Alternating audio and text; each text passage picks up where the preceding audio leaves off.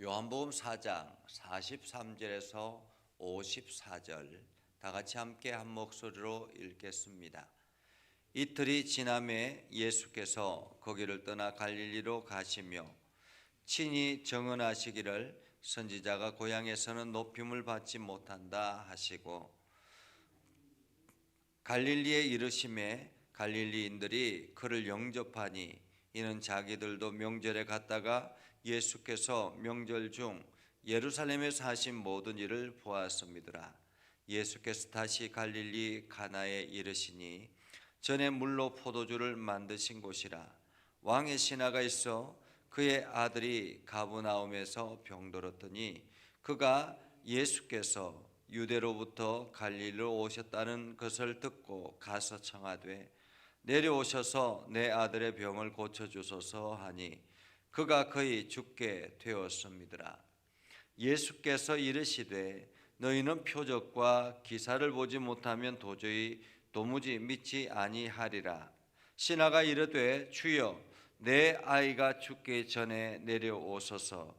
예수께서 이르시되 가라 내 아들이 살아있다 하시니 그 사람이 예수께서 하신 말씀을 믿고 가더니 내려가는 길에서 그 종들이 오다가 만나서 아이가 살아있다 하거늘 그 낫기 시작한 때를 물은즉 어제 7시에 열기가 떨어졌나이다 하는지라.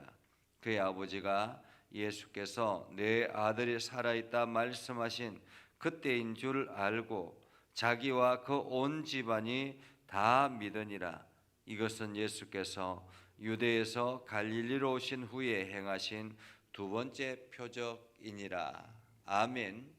오늘도 하나님의 은혜가 여러분의 삶에 가득하기를 바랍니다. 오늘도 하나님의 영광이 여러분을 통해서 나아가기를 주님의 이름으로 축복합니다. 제가 가끔씩 이제 평일이 되면 이제 시골에 있는 부모님을 만나러 갈 때가 있습니다. 주일이나 뭐 수요일이나 이런 때는 가지 못하지만은 평일에 한 번씩 가면 이제 새벽기도밖에 갈 수가 없거든요. 그러면은 이제 그 고향에 있는 성도들을 만나기가 그렇게 쉽지는 않습니다. 그냥 새벽기도에 나오시는 분들 기도하고 잠깐 나갈 때 인사하는 정도 있죠. 그럼에도 불구하고 목사님 오셨습니까? 라고 그렇게 인사하시는 분들이 대부분입니다. 어릴 때부터 그곳에서 자라고 성장했지만은 이제 목회자가 되어서 이게 목회자가 되었기 때문에 목사님 오셨습니까? 하고 인사하는 경우들이 참 많이 있죠. 어떤 목사님이 어릴 때부터 그곳에 태어나서 자라고 성장해서 신학 공부를 하고 그곳에 그 고향 교회에 교육 전도사로 갔다고 합니다. 교육 전도사로 가고 전임 전사를 하고 그리고 난 다음에 이제 그 부목사로 그곳에 사역하고 있는데 마침 담임 목사님이 안식년이어서 1년 동안 안식년을 가셔서 이제 새벽 예배, 뭐 주일 예배, 수요 예배 이렇게 다 인도하게 됐다고 합니다. 그래서 이제 주일 예배를 인도하고 난 다음에 내려와서 성도들하고 인사하는데 그 성도들이 저마다 이렇게 이야기했다고 합니다. 목사님 은혜 받았습니까? 은혜 받았습니다. 이렇게 인사하는 게 아니라 제법이네 이렇게 이야기를 했다고 합니다. 그러니까 어릴 때부터 늘 보아왔던 그 모습을 기억하고 제법이네, 제법 설교를 잘하네 이런 의미로 인사하더라라는 거죠. 그러면서 고향 교회에서 목회하기는 참으로 쉽지 않겠구나라는 생각을 하게 됐다라는 것입니다. 오늘 예수님도 마찬가지였습니다. 예수님께서 이틀이 지남에, 오늘 성경에 보면 이틀이 지남에라고 이야기하는데 여기 이틀은 예수님께서 사마리아 지역 수가성에 가서 복음을 전하고 전도 사역을 하고 그 사마리아 성에서 비록 이방인과 같이 유대인들이 여기지만은 그 사마리아 성에서 이틀 동안 유하면서 복음을 전해서 그 사마리아에 있는 사람들이 예수님의 말씀을 듣고 예수님을 믿기 시작했습니다. 이렇게 전도 사역을 하고 난 다음에 이제 고향으로 돌아왔다라는 거죠. 예수님께서 유대 땅에 있다가 고향으로 내려가는 갈릴리로 가는 그러한 여정에서 사마리아 성을 들렀기 때문에 그 이제 사역을 마치고 난 다음에 고향으로 내려갔습니다. 고향에 내려가니까 오늘 성경에는 이렇게 말합니다. 친히 정언하시기를 선지자가 고향에서는 높임을 받지 못한다 하시고 이렇게 말하죠. 예수님께서 지금 갈릴리 고향으로 가시지만 기대감을 가지지 않고 갔다라는 거죠. 내가 고향에 가서 보면 그 사람들이 나를 받아들이기가 쉽지 않을 것이다 라는 그런 기대감을 가지지 않고 갔다라는 것입니다. 왜냐하면 어릴 때부터 자라왔기 때문에 예수님의 어린 과정을 다 알기 때문에 그 예수가 지금 선지자의 역할, 하나님의 능력을 나타내고 하나님의 아들이다라고 이야기하는 메시아다라고 하는 것을 믿기가 쉽지 않더라라는 거죠. 어릴 때부터 보아왔기 때문에. 이것을 보면 그런 것 같습니다. 예수님께서 30세 동안 갈릴리 지역에서 지내면서 그 일상의 삶을 살았습니다. 아버지 목수의 일을 도우면서 그렇게 살았습니다. 그러니까 그 30세 이전에는 크게 능력을 발휘하지 않았던 그러한 때잖아요. 능력을 발휘하지 않았던 때. 갈릴리 가나에서 물로 포도주를 만들었던 그 사건은 그 사건이 있었을 때도 예수님께서 어머니에게 그렇게 이야기하잖아요. 아직 내 때가 이르지 않았습니다 라고 말하는 것은 나를 통해서 기적이 나타나는 그런 때가 이르지 않았다라는 말이거든요. 그 말은 예수님께서 30세 동안 어릴 때부터 30대 동안 지내면서 그냥 일상의 삶을 살았다라는 것입니다. 물론 하나님께서 그를 훈련시키셨겠죠. 여러 가지 삶을 훈련시키셨겠죠. 그러나 그를 통해서 하나님의 능력이 드러나는 것은 30세 공생애를 시작하면서부터였다라고 말합니다. 그러면서 예수님께서 계속 사역을 시작하면서 말씀합니다. 내 능력은 하나님으로부터 온 것이다 라고 말합니다. 하나님으로부터. 그러니까 우리가 누구든지 마찬가지입니다. 내 인간의 능력을 가지고는 아무것도 할 수 없다라는 거죠. 저도 마찬가지입니다. 하나님의 말씀을 선포하지만은 이 말씀이 하나님께서 나에게 깨닫는 지혜를 주지 아니하면 선포하기가 어렵다라는 거예요. 그런 경우들이 많이 있습니다. 성경 말씀을 다음 주일날 설교할 것을 한 주 전에 이제 저희가 묵상하고 공부하는데 이 말씀을 보면 어떻게 해야 될지 막막할 때가 너무 많습니다. 그러니까 어떻게 말씀을 풀어야 될지 모른다라는 거예요. 하나님께서 풀어나가지 아니하면 이 말씀을 풀어내기가 어렵다라는 것입니다. 그것처럼 예수님께서도 당신의 사역에 하나님의 능력이 임하는 것은 하나님께서 그를 들어 사용하실 그때부터라는 것입니다. 그러니까 여러분들이 하나님의 말씀을 온전히 믿음으로 고백하고 그 말씀의 능력을 경험할 수 있는 것은 여러분들이 하나님을 온전히 의지하고 그분의 말씀 앞에 섰을 때라는 것입니다. 오늘 예수님께서 내가 고향에 내려가서 높임을 받는 것이 높임을 받지 못한다라는 것을 기대감을 가지지 않고 갔습니다. 가보니까 어때요? 갈릴리에 이르심에 갈릴리인들이 그를 영접하니 이는 자기들도 명절에 갔다가 예수님께서 명절 중에 예루살렘에서 하신 모든 일을 보았습니다. 예수님께서 명절에 어떤 일을 행했습니까? 성전 정결 사건을 행했잖아요.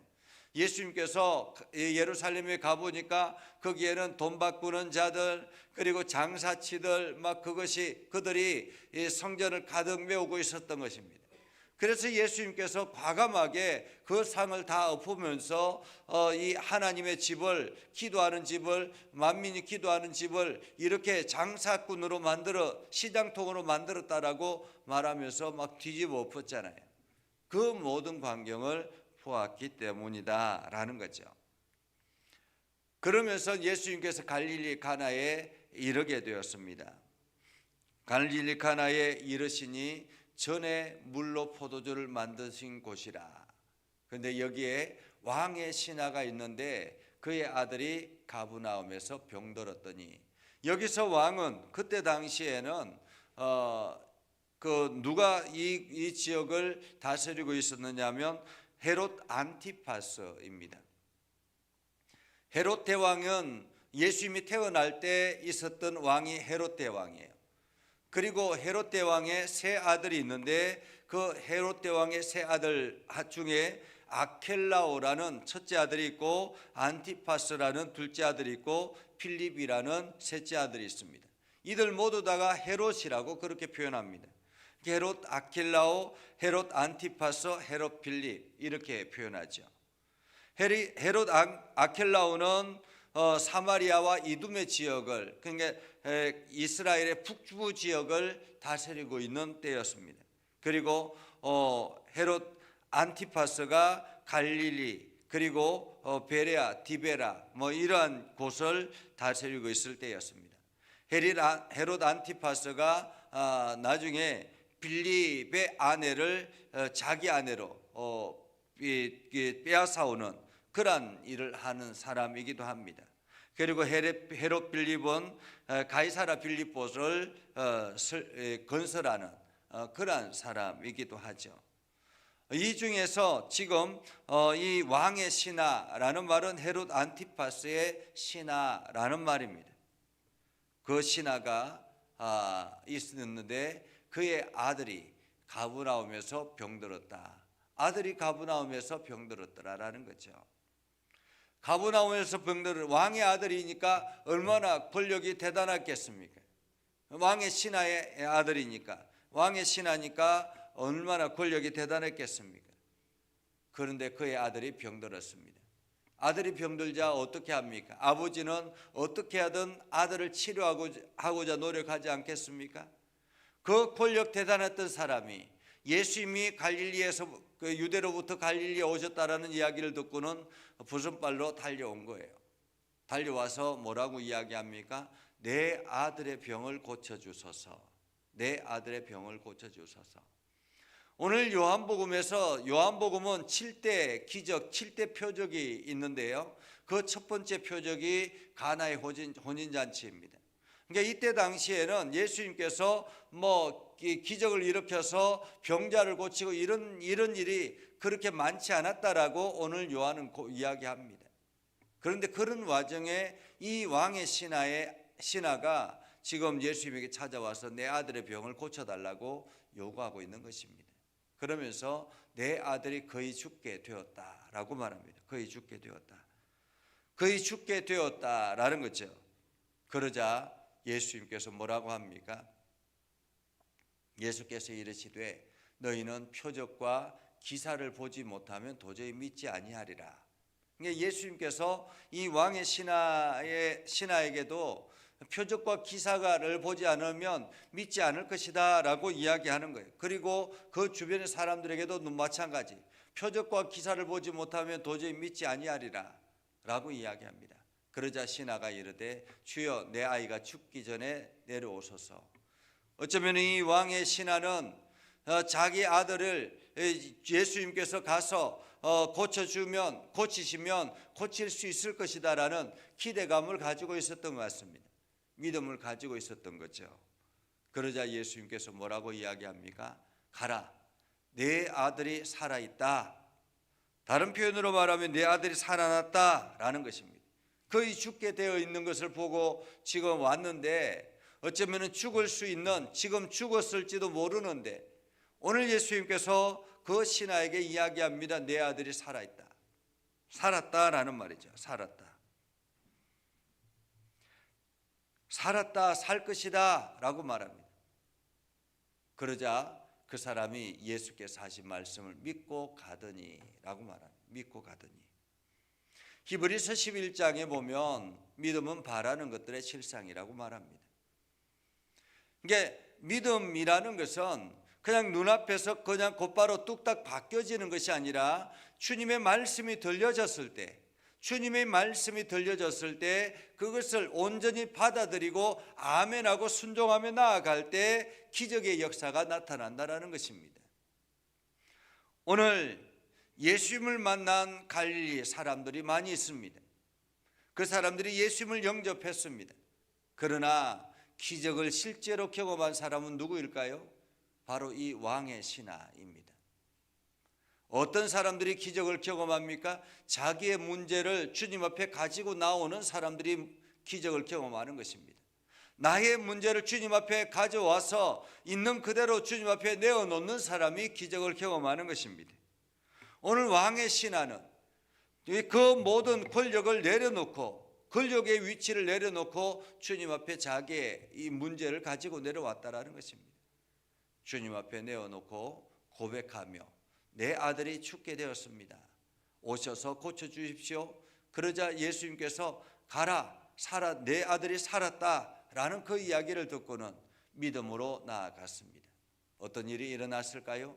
내려가는 길에 그 종들이 오다가 만나서 아이가 살아있다 하거늘, 무슨 뜻입니까? 종들이 와서 아이가 살았습니다, 당신의 아들이 살았습니다 라고 지금 이야기하는 거예요. 지금 왕의 신하는 아들이 거의 죽음 직전까지 가 있는 것을 보고 왔는데 지금 그 종들이 와서 살았다라는 거예요. 살았습니다, 당신의 아들이 살았습니다. 그러자 낫기 시작한 때를 물은저 어제 7시에 열기가 떨어졌느니라. 신하는 언제 살았느냐, 언제 살아났느냐라고 물었습니다. 그러자 어제 7시에 열기가 떨어졌습니다. 그러자 그 신하가 가만히 보니까 예수님께서 말씀하신 그때라는 것입니다. 말씀하신 그때 지금 왕의 신하는 예수님 앞에 있었지만 가브나움의 자기 집에서는 그 아들이 살아나는 역사가 있었다라는 것입니다. 주님의 말씀이 선포되어지자 가브나움에 지금 눈앞에 있는 그곳이 아니라 가브나움에 있는 자기 집에 그 아들이 살아났다라는 것입니다. 예수님의 말씀은 시공간을 초월한다라는 것을 우리에게 말해주고 있습니다. 오늘 이곳에서 하나님의 말씀이 선포되어졌을 때 여러분들의 가정 속에 하나님의 역사들이 나타나기도 합니다. 말씀이 선포되어지고 그것을 믿음으로 아멘으로 고백하며 나아갈 때 그 기적의 역사가 여러분의 삶의 자리에 나타난다는 것입니다. 그렇기 때문에 예수님의 말씀은 시공간을 초월한다. 우리에게 중요한 것은 믿음으로 받아들이는 것입니다. 아멘으로 받아들이는 거죠. 이것은 예수님께서 유대에서 갈릴리로 오신 후에 행하신 두 번째 표적이라고 말합니다. 두 번째 표적이라. 첫 번째 표적은 무엇이라고요? 물로 포도주를 만드는 가나 혼인잔치의 이야기입니다. 그리고 두 번째 표적은 바로 이 왕의 신하의 아들을 고쳐주는 표적입니다. 오늘 하나님의 역사가 여러분의 삶 가운데도 나타나서 오늘도 여러분들이 믿음으로 고백하고 여러분에게 들려졌던 하나님의 말씀이 여러분의 삶 가운데 놀라운 역사로 나타나기를 주님의 이름으로 축복합니다. 기도하겠습니다. 거룩하신 아버지 하나님, 오늘도 주님의 말씀 의지하며 나아갑니다. 우리 심령을 강건하게 하시고 하나님의 선한 뜻을 깨닫게 해주셔서 오늘도 믿음에 굳건하게 나아가게 하시고 주님의 말씀이 들려졌을 때 우리가 아멘으로 믿음으로 순종하게 하옵소서. 그래서 우리의 문제들이 해결되게 하시고 하나님의 선한 뜻이 나타나게 하시고 주님의 일하심을 온 세상에 증거하는 도구가 되게 하옵소서. 예수님의 이름으로 기도드리옵나이다. 아멘. 이제는 우리 구주 예수 그리스도의 은혜와 하나님 아버지 극진하신 사랑과 성령님의 감화 감동 역사 위로 교통하시며 은혜가 주의 말씀 가운데 있는 믿음의 백성들 위해 하는 모든 일들 위해 영원토록 함께하옵시기를 간절히 축원하옵나이다. 아멘.